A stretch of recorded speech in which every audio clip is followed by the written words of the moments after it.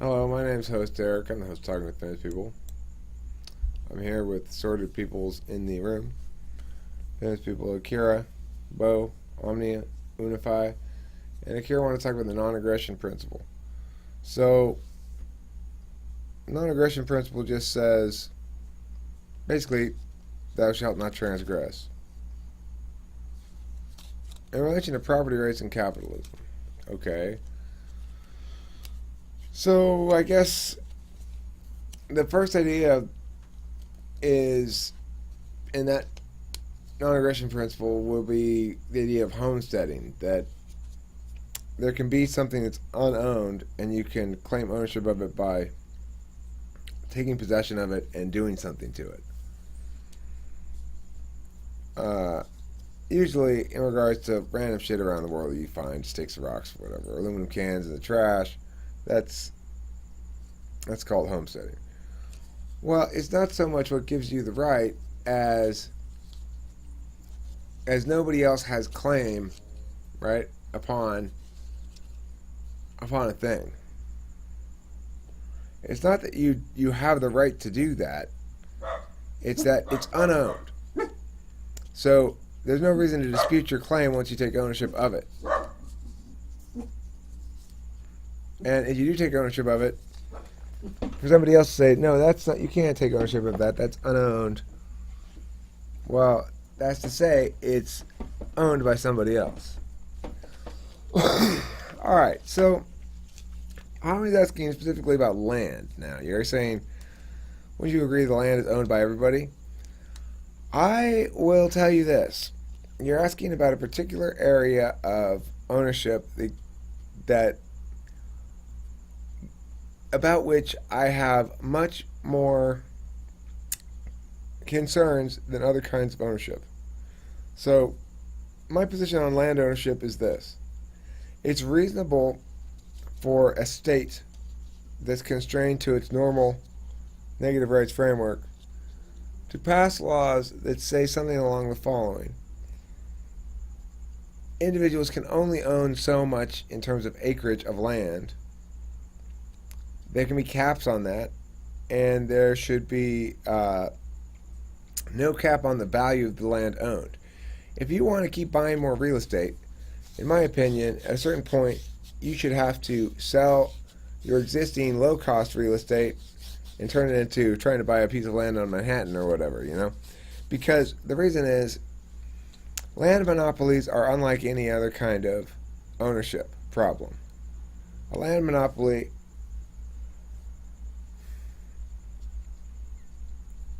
there's something profoundly unfair about it. So if you're hoping to find in me here a defense of land barons, you're not going to find one. I do think there are reasons to constrain individuals from owning too many acres of land.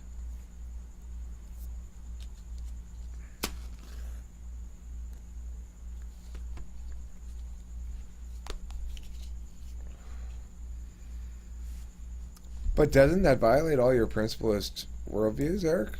No. It doesn't. Well, how come it doesn't? Because land's a unique kind of property that is in finite and unchanging supply, more or less. I mean, it does change. Certain pieces of land may go underwater and not go underwater, but it's unique. That's why it gets treated differently. It's unique. Same with environmental problems. It's the same reason why environmental problems are justifiably state matter for the state. Is the same reason why it should be reasonable for the state to put limits on acreage of land ownership. It's because of the unique nature of land and the unique requirement of the human being to exist on land, basically, and within a world that has a shared set of resources, including air, sunshine, water, and such stuff, right? So we all need to exist within that shared environmental framework. Necessarily, if a state's going to exist, it follows that they're going to manage environmental matters as well as other things that I say they ought to be doing all the time. It's something I've covered before about why it's okay for government to deal with pass environmental legislation. it limits individuals' ability to exercise control over their own land. But remember, too, I'm also okay with limiting those abilities via local legislation. That I don't want somebody to be able to open up a duck processing plant right next door to my house.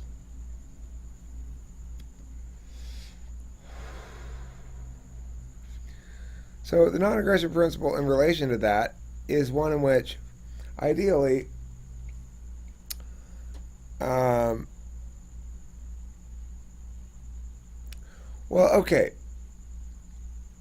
ideally, the aggression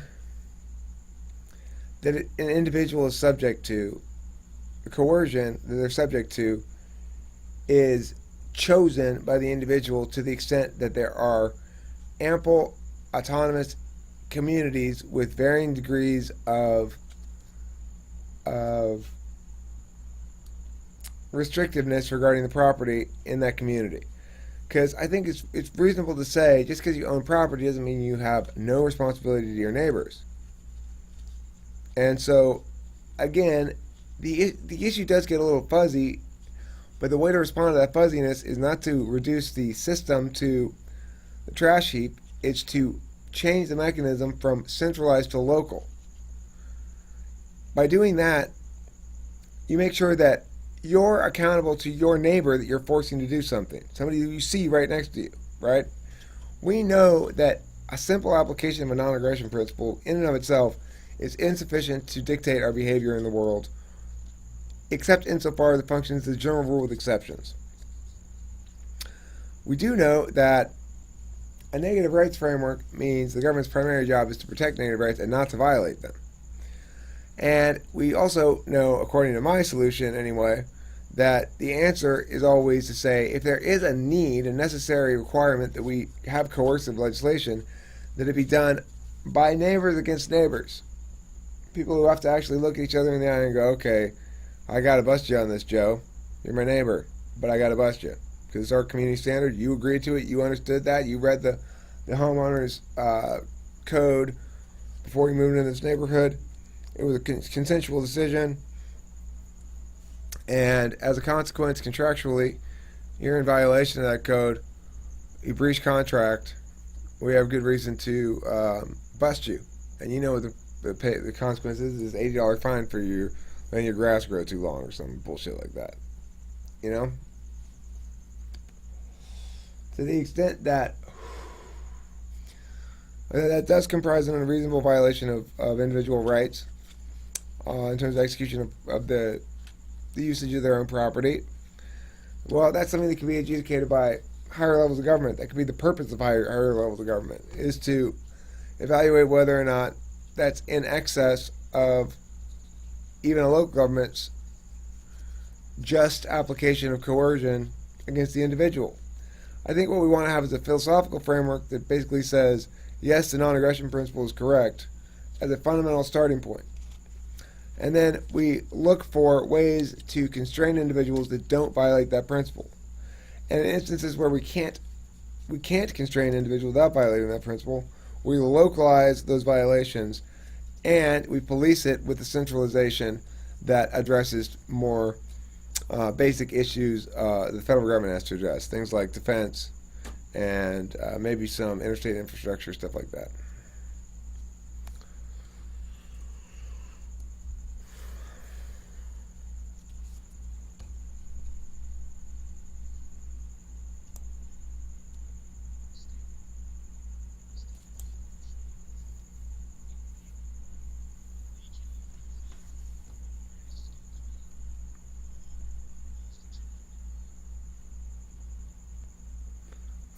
Okay, let me have you repeat that question. I was looking at Akira's long comment.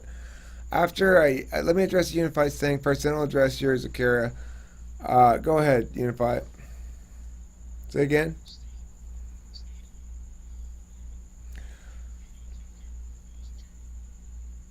Well, I think the state's in charge of governing that. I don't think there's any reason why we shouldn't have state-owned land. Publicly owned land makes perfectly good sense to me. I like national parks. I like state parks. I like parks in general.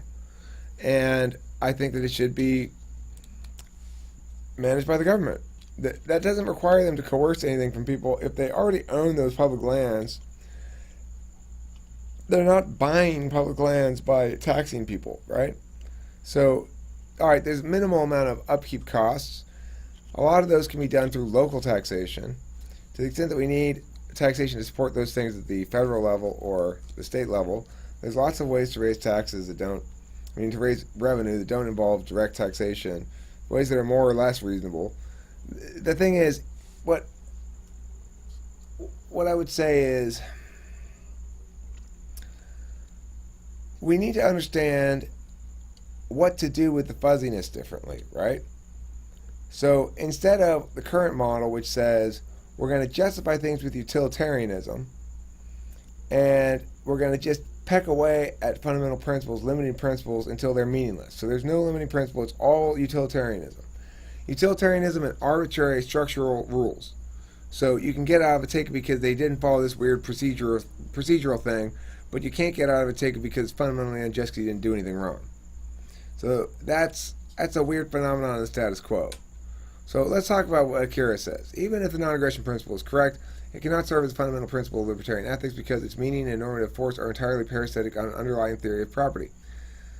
Okay, he's going to give an example here now. Suppose A is walking across the empty field when B jumps out of the bushes and clubs A on the head. It certainly looks like B is aggressing against A in this case, but on a libertarian view, whether this is so depends entirely on the relevant property rights, specifically who owns the field. If it's B's field and A was crossing it without B's consent, then A was the one who was actually aggressing against B. Thus, aggression on the libertarian view doesn't really mean physical violence at all. It means violation of property rights. But if this is true, then NAP's focus on aggression and violence is at best superfluous and at worst misleading. It is the enforcement of property rights, not the prohibition of aggression, that is fundamental libertarianism.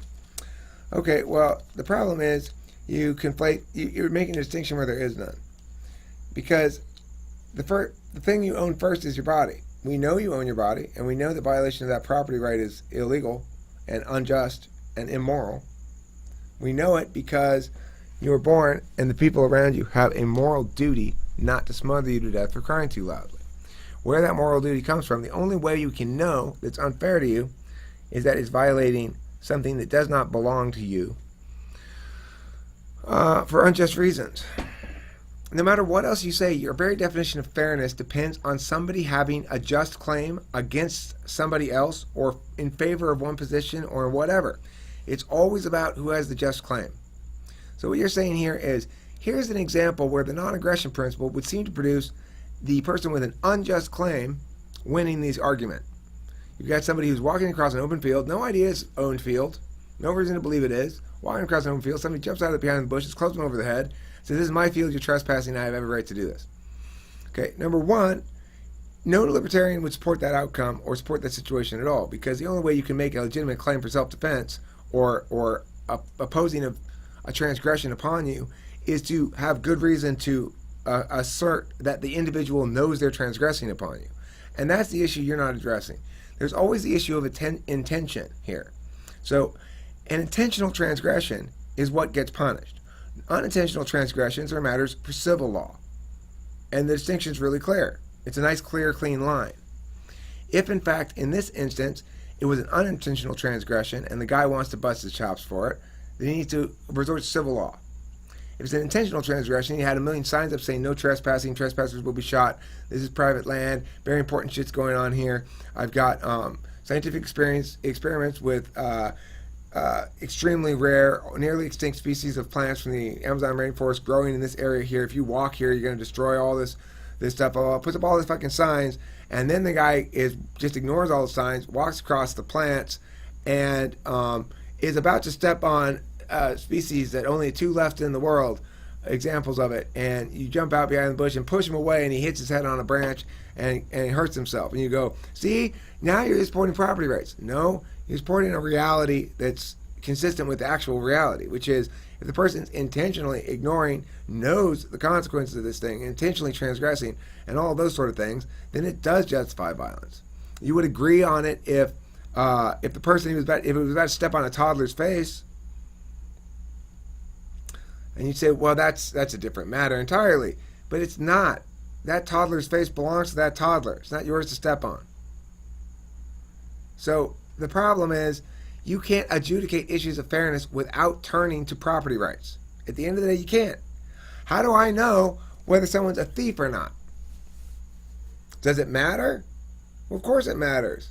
See, the reason we have property, Hami, is because we've got a situation where there was a time period when people farmed, right? A lot of people still farm, but a lot of people farmed. And they'd put months of labor into growing some shit, some wheat or whatever. And they'd have a whole crop full of wheat. And then asshole communist types would go, well, that's just, you have no real, that's property is bullshit, you capitalist swine, and come and take all the wheat. But I just spent 6 months of my hard labor growing that wheat so I could survive for the upcoming winter and going forward and maybe make a little bit of money and put my family, and now we are going to starve to death. Is it just? Is it just for them to do that? If it's not just for them to do that, your argument holds no water. And there's a reason why it's not just. The labor matters. Okay, now you're shifting ground back to the original point, which I said, you're not in opposition to me on this one. And I made a clear distinction and said why land ownership is different than other kinds of ownership. The people could be and should be constrained in their amount of land ownership, that when just a few people own all the land, it provides an unjust distribution of availability of natural resources, that there should be constraints on an individual's total amount of acreage, but not on the total value. So, do you understand why it's critical that we have property rights and that we constrain land ownership? Both. That the things are not inconsistent, and that in fact the non-aggression principle requires that we accept property rights in order to even understand what aggression means. That your very definition of fairness requires that somebody have an actual just claim and somebody have an unjust claim. If both claims are equal, then there's no fairness at all, and there's no right or wrong answer about anything. So, that's the answer to all of that stuff.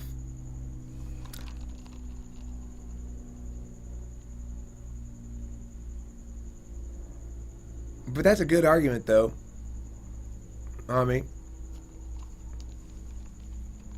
That's a strong move. I like that one.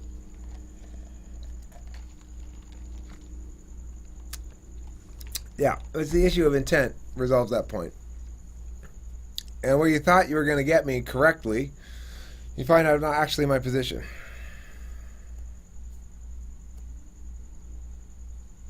People do own land. You should be able to own land. It's necessary for people to be able to own land. But property taxes are one kind of tax that I think the local community does and should collect. It's reasonable to think that if you own land, what that means is you are producing value from that land of some sort for yourself, and that the group control mechanism of the community, ideally again as localized as possible, has just claim upon a property tax, a reasonable property tax, based on the fact that while you're possessing that land, nobody else can pull any value out of it.